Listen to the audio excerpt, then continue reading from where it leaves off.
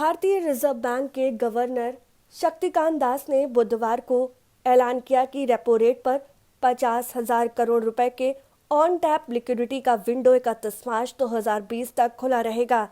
इस स्कीम के तहत बैंक वैक्सीन बनाने वाली कंपनियां, मेडिकल फैसिलिटीज, अस्पतालों और मरीजों को लिक्विडिटी उपलब्ध करा सकते हैं।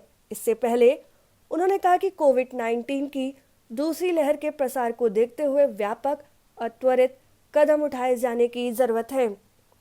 आरबीआई के गवर्नर के संशोधन की बड़ी बातें। शक्तिकांत दास ने कहा कि रिजर्व बैंक कोविड-19 से जुड़ी उभरती परिस्थितियों पर अपनी नजर बनाए रखेगा।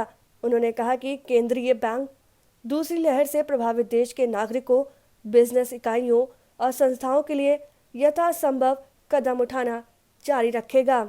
कोविड के कारण कारोबारी गतिविधियां ठप सी पड़ गई हैं। बिजनेस इस वातावरण में कैसे अपने कारोबार को आगे बढ़ाए, इस पर गौर कर रहे हैं, नए तरीके सीख रहे हैं।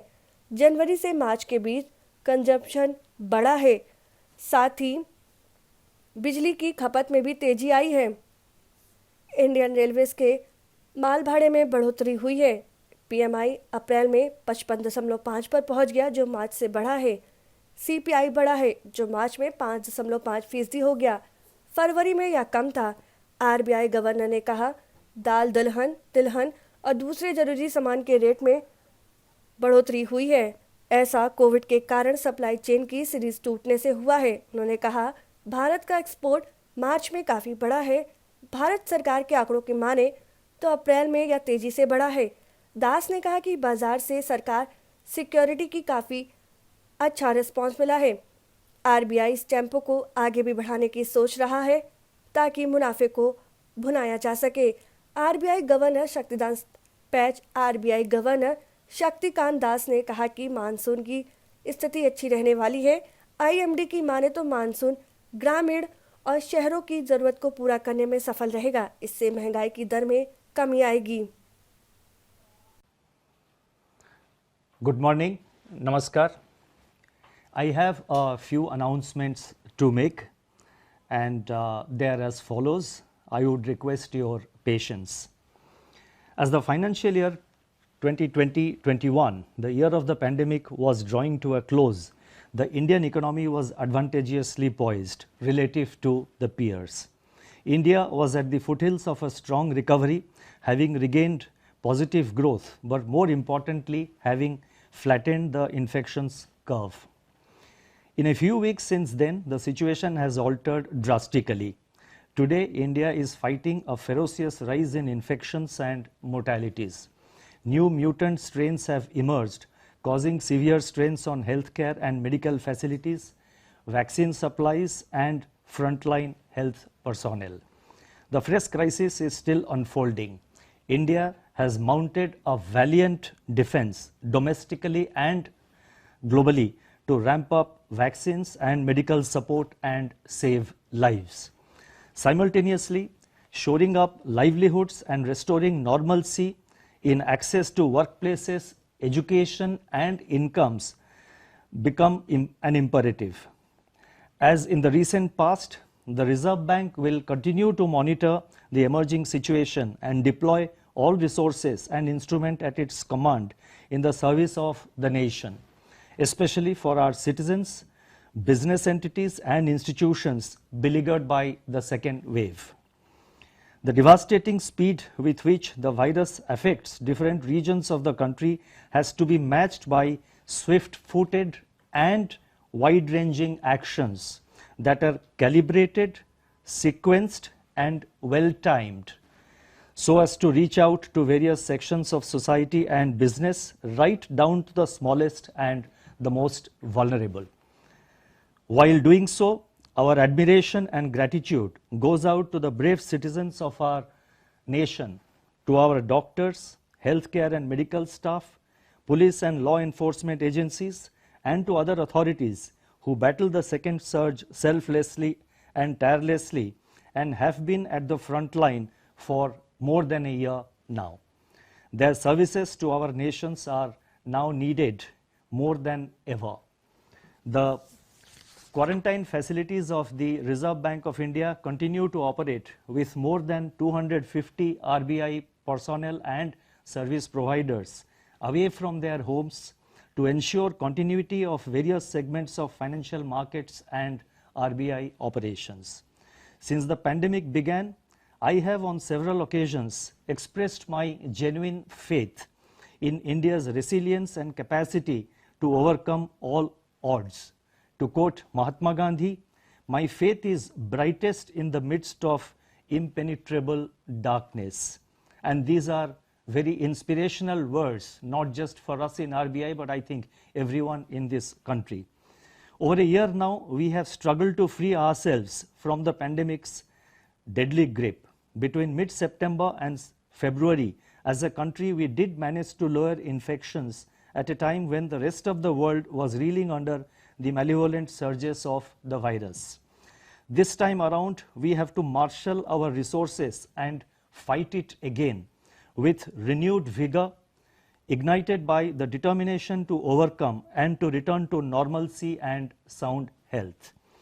Before I set out the measures that the Reserve Bank is proposing to undertake as part of the first part of a calibrated and comprehensive strategy against the pandemic, let me reflect on the macroeconomic and financial conditions that prevail, so that the context in which today's measures are being taken can be appreciated. The global economy is exhibiting incipient signs of recovery as countries renew their tryst with growth, supported by monetary and fiscal stimulus. Still, activity remains uneven across countries and sectors. The outlook is highly uncertain and clouded with downside risks. In April 21, the International Monetary Fund, IMF, revised up its global growth projections for 2021 to 6% from 5.5% projected in their January forecast, on the assumption that vaccines would be available in advanced economies and in some emerging market economies by the summer of 2021 and in most other countries by the second half of 22.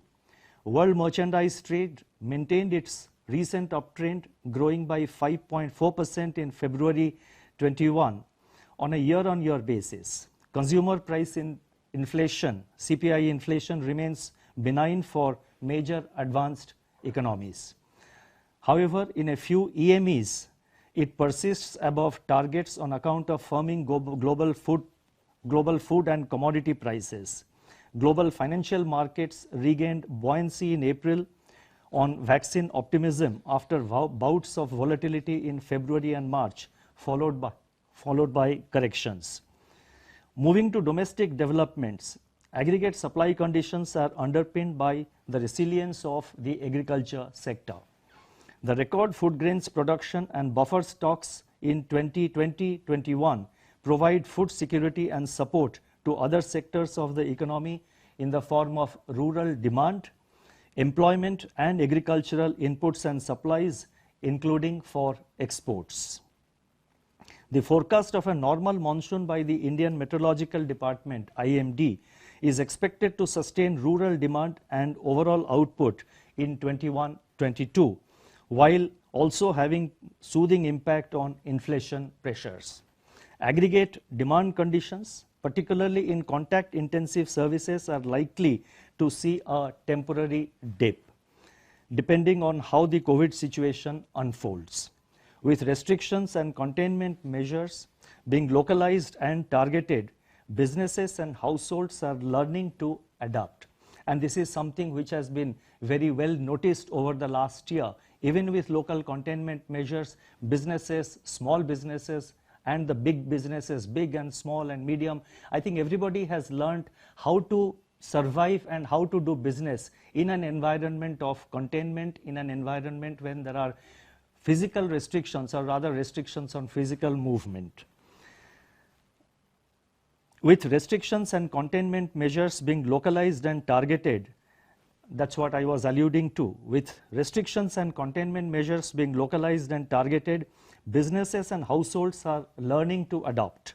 Consequently, the dent to aggregate demand is expected to be moderate in comparison to a year ago.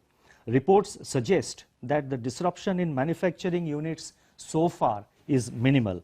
Consumption demand is holding up, with sales of consumer goods rising in double digits in January to March, and average daily electricity generation up by 40% year-on-year in the month of April. Rail freight has registered growth of over 76% year-on-year in April. Toll collections in April suggest that mobility has declined, but quite unlike the abrupt halt in mobility during April last year. Registration of automobiles in April 21 has shown some moderation compared to March.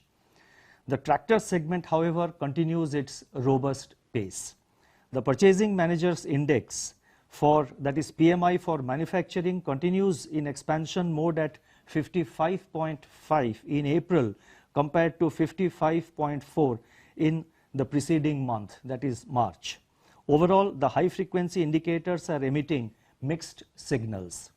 The RBI will closely and continuously monitor all incoming data to assess on a real-time basis the impact of the second wave on macroeconomic and financial conditions. Cpi inflation eased up to 5.5% in March 21 from 5% in February, on the back of a pickup in food as well as fuel inflation, while core inflation remained elevated.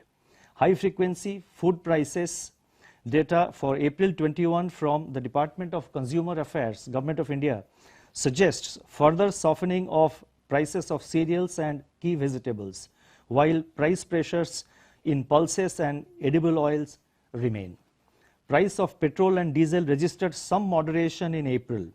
Manufacturing and services PMIs, along with rising WPI inflation, show a persistence of input price pressures. The May 12 release of National Statistics Office will throw more light on inflation developments. Going forward, a normal southwest monsoon as forecast by the IMD should help contain food price pressures, especially in cereals and pulses. The build-up in input price pressures across sectors, driven in part by elevated global commodity prices, remain a concern. The inflation trajectory over the rest of the year will be shaped by the COVID-19 infections and the impact of localized containment measures on supply chains and logistics. But even at this time, in the run-up to the next MPC, when our teams are analyzing the various incoming data, and as I said, we are monitoring them on a real-time basis, we do not expect any broad deviation from the projections which we made in our April MPC, but you will have to wait for our MPC statement, which is due in the first week of June.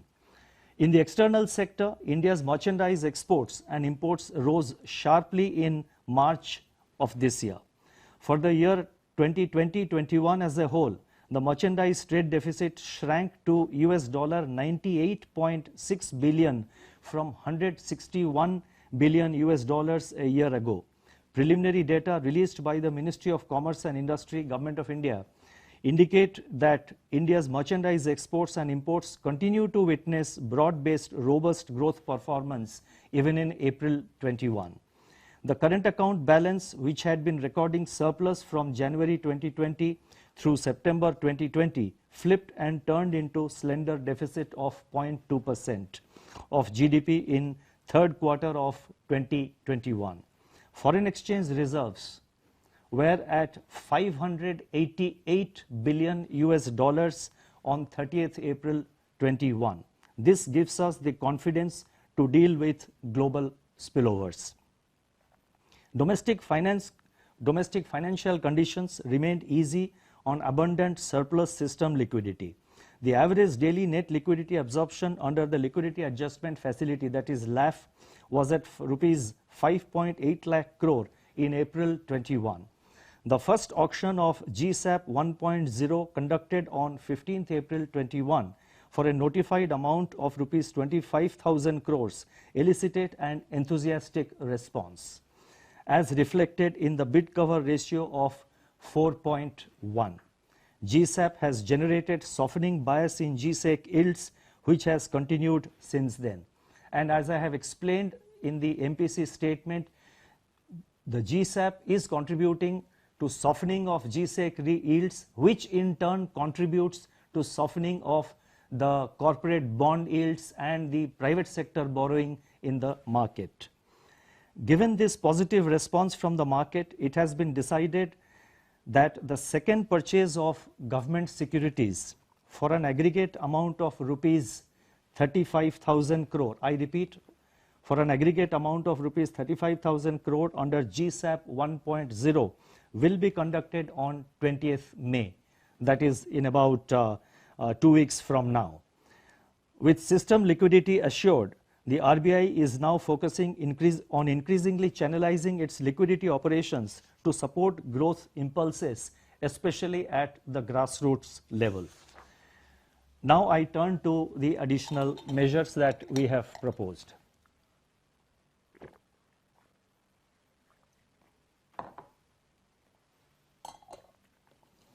In our fight against the second wave, alleviating any constraint from the financing side for all stakeholders, that is government, hospitals and dispensaries, pharmacies, vaccine, medicine manufacturers and importers, medical oxygen manufacturers and suppliers, private operators engaged in the critical healthcare supply chain, and above all, the common man who may be facing sudden spikes in health expenditure.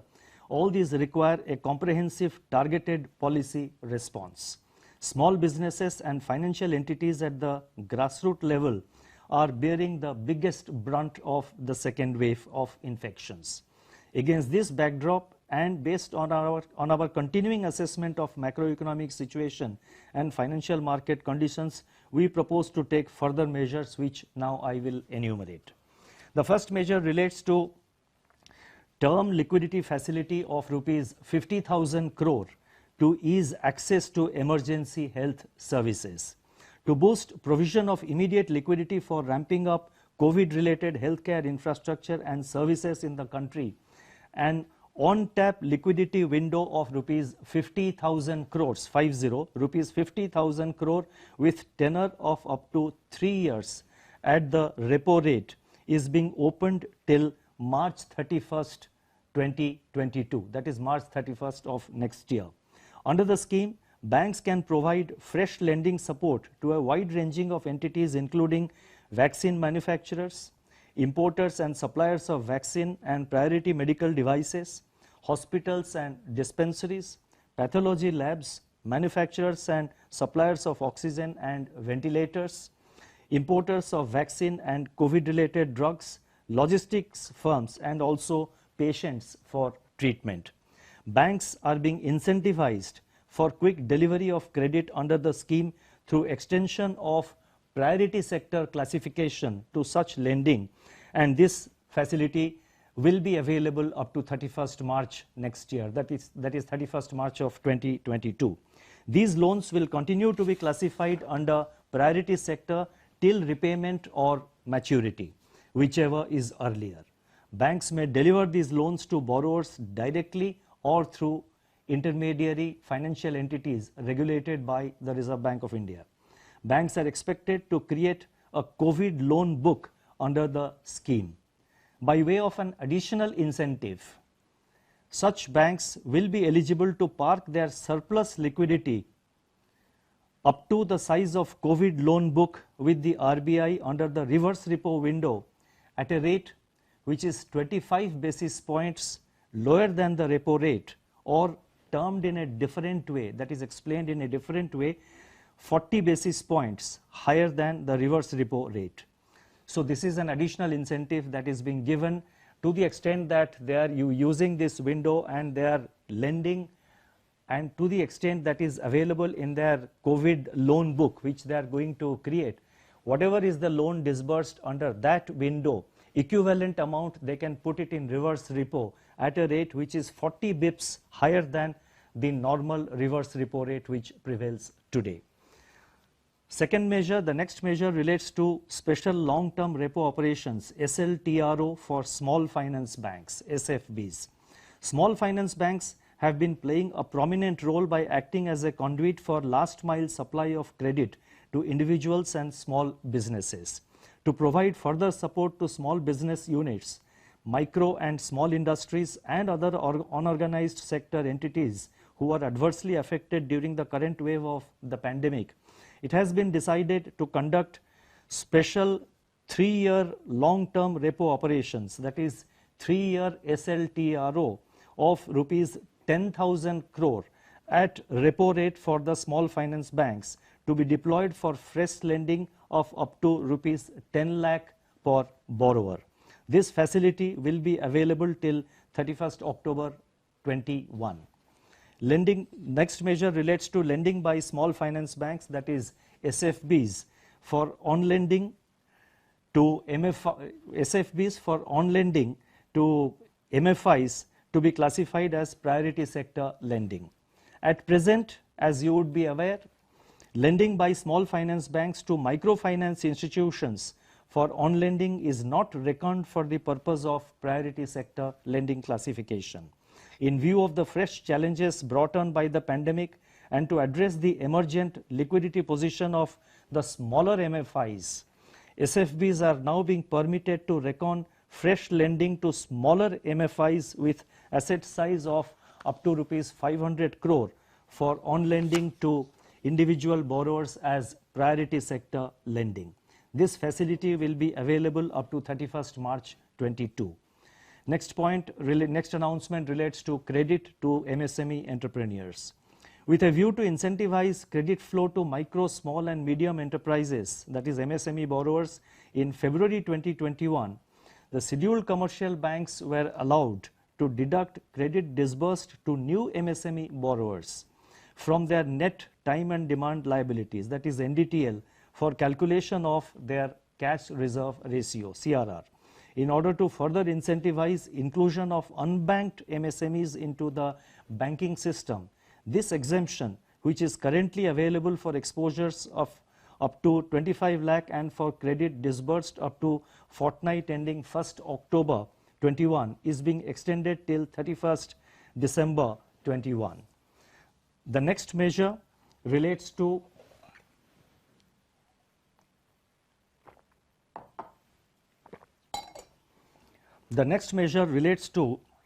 Resolution Framework 2.0 for COVID-related stressed assets of individuals, small businesses and MSMEs. The resurgence of COVID-19 pandemic in India in recent weeks and the associated containment measures adopted at local and regional levels have created new uncertainties and impacted the nascent economic revival that was taking shape. In this environment, the most vulnerable category of borrowers are individual borrowers, small businesses and MSMEs. The following set of measures are being announced today, specifically targeting these groups of borrowers. And this particular set of announcements, there are 3 components to it. The first component is as follows. Borrowers, that is individuals and small businesses and MSMEs having aggregate exposure of up to rupees 25 crore and who have not availed restructuring under any of the earlier restructuring frameworks, including the Resolution Framework 1.0 of RBI dated 6th August 2020, and who were classified as standard as on 31st March 2021, shall be eligible to be considered under the Resolution Framework 2.0. Restructuring under the proposed framework may be invoked up to 30th September and shall have to be implemented within 90 days after invocation. In respect of, and the second component, now I am proceeding to the second component of this set of announcement.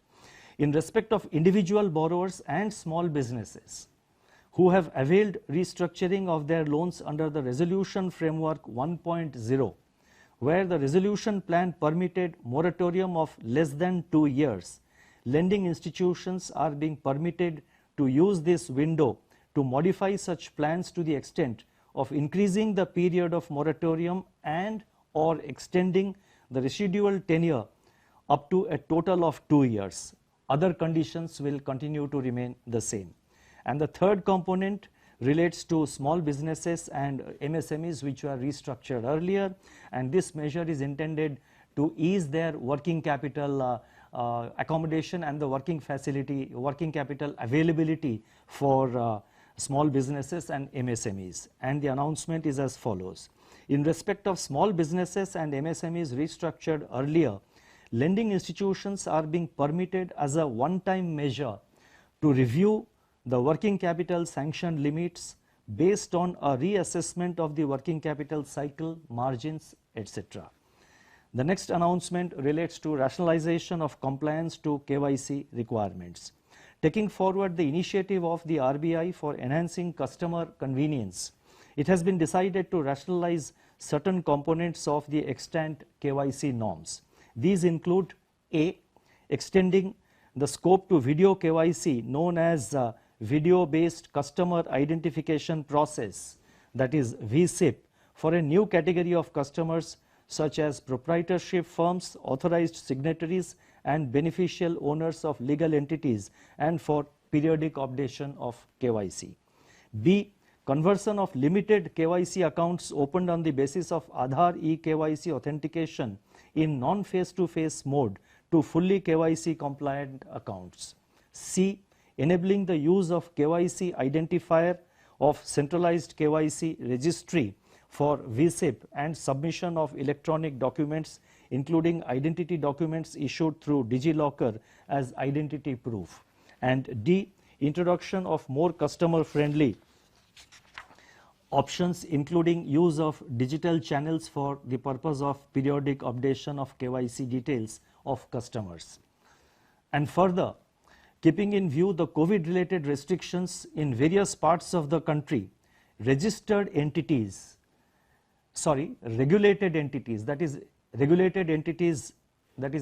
financial entities regulated by the RBI are being advised that for the customer accounts where periodic KYC updating is due or pending, no punitive restriction on operation of customer accounts shall be imposed till 31st December 21, unless warranted due to any other reason or under instructions of any other regulator, enforcement agency, court of law, etc. Account holders are, however, requested to update their KYC during this period. The next announcement relates to utilization of floating provisions and counter-cyclical provisioning buffer.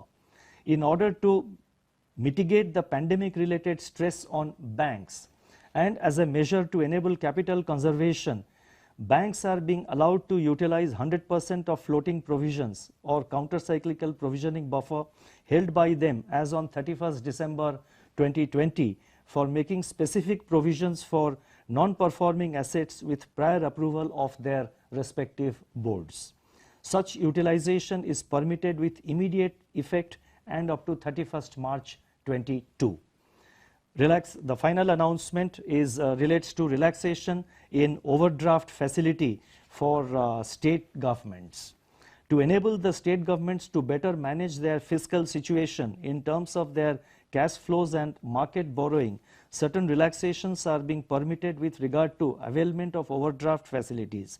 Accordingly, the maximum number of days of overdraft, that is OD, in a quarter is being increased from 36 to 50 days, and the number of consecutive days of OD from 14 to 21 days. This facility will be available up to September 30th of this year. The Ways and Means advance limits of states have already been enhanced on 23rd April this year. The relevant circulars and notifications relating to all the announcements which I have made will be issued separately starting today. Let me now conclude and state as follows. The immediate objective is to preserve human life and restore livelihoods through all means possible. The second wave, though debilitating, is not insurmountable. As I have said earlier, it is during our darkest moments that we must focus on the light. We have lessons to draw from our experience of last year when as a nation we came together and overcame the once in a generation challenge imposed by the first wave of the pandemic. At the RBI, we stand in battle readiness to ensure that financial conditions remain congenial and markets continue to work efficiently. We will work in close coordination with the government to ameliorate the extreme travels that our citizens are undergoing in this hour of distress. We are committed to go unconventional and devise new responses as and when the situation demands. We must also stay focused on our future, which appears bright even at this juncture, with India set to emerge as one of the fastest growing economies in the world. Today, we have taken some steps, we meaning the Reserve Bank of India. Today, we have taken some steps and we will continue to be proactive throughout the year, taking small and big steps to deal with the evolving situation. We must remain resolutely focused on a post-pandemic future of strong and sustainable growth with macroeconomic and financial stability. I call upon all stakeholders to come forward once again to address the challenges posed by the current wave of the pandemic while remaining on guard against future waves. In closing, I again quote the words of Mahatma Gandhi, and I quote, "Our faith should be like an ever-burning lamp which not only gives us light but also illuminates the surroundings." Thank you. Namaskar. अगर आपको हमारा video पसंद आया हो तो इसे like करें, subscribe करें और साथ ही बेल आइकन दबाना ना भूलें।